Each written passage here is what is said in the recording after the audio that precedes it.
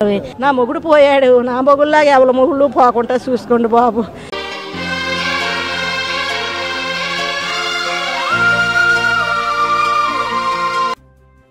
ನಮಸ್ಕಾರ ವೀಕ್ಷಕರೇ, ಇಲ್ಲಿ ಕಾಣುತ್ತಿರುವ ದೃಶ್ಯವನ್ನ ನೋಡಿದ್ರೆ ಎಲ್ಲರಿಗೂ ಅಯ್ಯೋ ಅನಿಸುತ್ತೆ.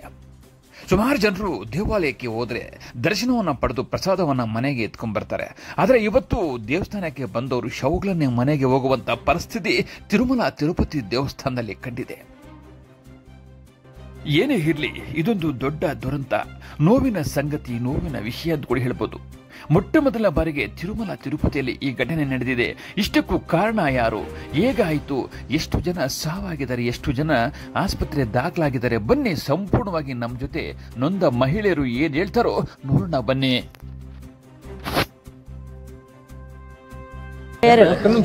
మేము నర్సీపట్నం నుంచి వచ్చాం.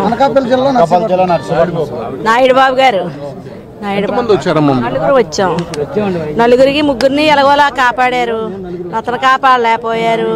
బొమ్మల్లా పడిపోతే మీదనే పడి తొక్కేస్తే కాటంలోనే పేనం పోయిందంట. మాకు గంట వరకు తెలియలేదు. మేము బయటకు వచ్చేసాము. మా ఆయన ఎక్కడో ఉన్నాడని నేను ఫోన్లు చేస్తుంటే ఫోన్లు ఎత్తలేదు. ఫోన్ ఎత్తకపోతే ఎక్కడో ఉన్నాడు కోసం అనుకున్నాము. గంట పోయిన తర్వాత పోలీసోడు ఫోన్ చేసి మీ ఆయన చచ్చిపోయాడు, నువ్వు అక్కడికి వచ్చి అమ్మ అని నన్ను అంబులెన్స్ లో తీసుకొచ్చారు బాబు. ఇంతలో జరిగిపోయింది బాబు. మేము 12 గంటలకు వెళ్ళిపోయాం బాబు. అందులోకి మాతో పాటు జనాలు అందరూ వచ్చేసారు. 8:30 అయింది. పోలీసు వాళ్ళు ఏయో తాళ్ళు కట్టుకుంటున్నారు. ఈ వెనకాతలు రావడం అందరూ కలిసి తాళ్ళు గడేస్తున్నారు, గేటు తీసేస్తారు అనుకొని జనాలందరూ లేచిపోయారు. చీకటిగా ఉంది బాబు. మేమందరమే గోలెడితే 2 లైట్లు కట్టారు బాబు చెట్లకు. ఆ చిన్న వెళ్తారు వచ్చేది. ఎప్పుడైతే ఈ జనాలు వాళ్ళకు తాళ్ళు కట్టడం చూసి జనాలకి కిరిసినట్లు లేచిపోయారు. అందరూ లేచిపోయారు బాబు. లేకపోతే గేటుకి తాళా వేయలేదు. గేటు గడెట్టారు. ఆ గేట్ ఇలా తోసిపోడు గేట్ వచ్చేసింది. గేటు తీసేసారు అనుకుని ఒకరి మీద ఒకరు పడిపోయారు బాబు. మన్నైతే వదలలేదమ్మా, ఇలాగే పట్టుకున్నాడు. నాకు భయం బాబు. జనాలు ఉంటే నేను తట్టుకోలేను. నన్ను వదలలేదు. చెయ్యి పట్టుకొనే వదిలేస్తే మరి ఏమైపోయిందో చిత్రం. నా చెయ్యి వదిలేశాడు. నేనెక్కడ పడిపోయాను, అతను ఎక్కడ పడిపోయిన తర్వాత గేట్ వేసేసారు. గేట్ వేసేస్తే లోపల ఎక్కడో మా ఆయన ఉన్నాడు అనుకొని నేను ఫోన్లు చేసి దాన్ని ఎవరో ఫోన్లు ఎత్తకపోతే ఏమైపోయాడు మీ మనిషి, లోపలే ఎక్కడో ఉండుంటాడు అనుకొని నేను ఆశపడ్డాను. ఇంతలో ఫోన్ల మీద ఫోన్లు చేస్తుంటే ఆనైతే వాటికి ఫోన్ చేసి అమ్మ మీ ఆయన పలానా హాస్పిటల్లో ఉన్నాడు వచ్చియండి అని ఫోన్ చేస్తే మేము వెంబటే వచ్చేసాం బాబు.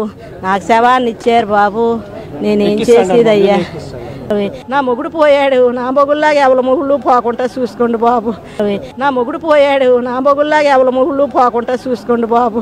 మేము 5 గంటలకు వచ్చాం స్వామి. 5 గంటలకు వస్తే అనౌన్స్మెంట్ 12 గంటలకని చెప్పారు స్వామి. ఇలా 8 గంటలకు తెరుస్తారు స్వామి. తొక్కులాట అయిపోయింది స్వామి. అక్కడ పోలీసు వాళ్ళు లేదు, ఎవరు ఏటీ లేదు. ఇంకా మా భార్య 10 గంటలు మాకు చెప్పట్లేదు. మా భార్యకి ఎలాగైనా కూడా చెప్పలేదు. మా ఆవిడ లైన్లో ఉంది అనుకుంటున్నాం. మేము వైకుంఠ దర్శనం టికెట్లు తీసుకున్నాం. మా ముందు తీసుకుంది కదా అనుకున్నాం.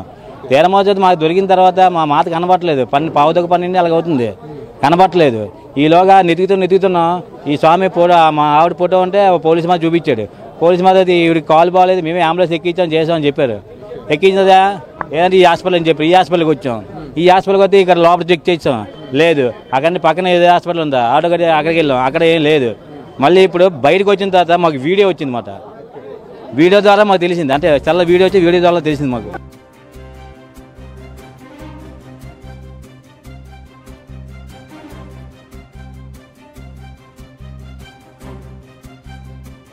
ఎంకరేజ్ చేశారు.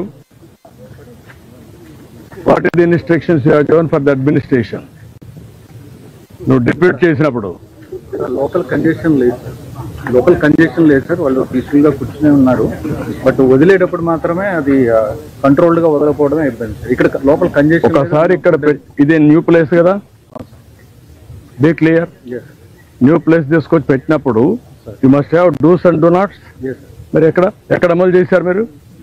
ఎవడైతే ఒక ఆఫీసర్ ఇక్కడ పంపిస్తారో చెప్పి పంపించారు కదా. అవన్నీ చేసాం సార్. డిఎస్పీ రిటర్న్ గా ఇచ్చారా? ఏమి ఇచ్చారు? కాపీ అన్నది. కన్నీళ్ళకే కన్నీరొచ్చే కష్టాలకే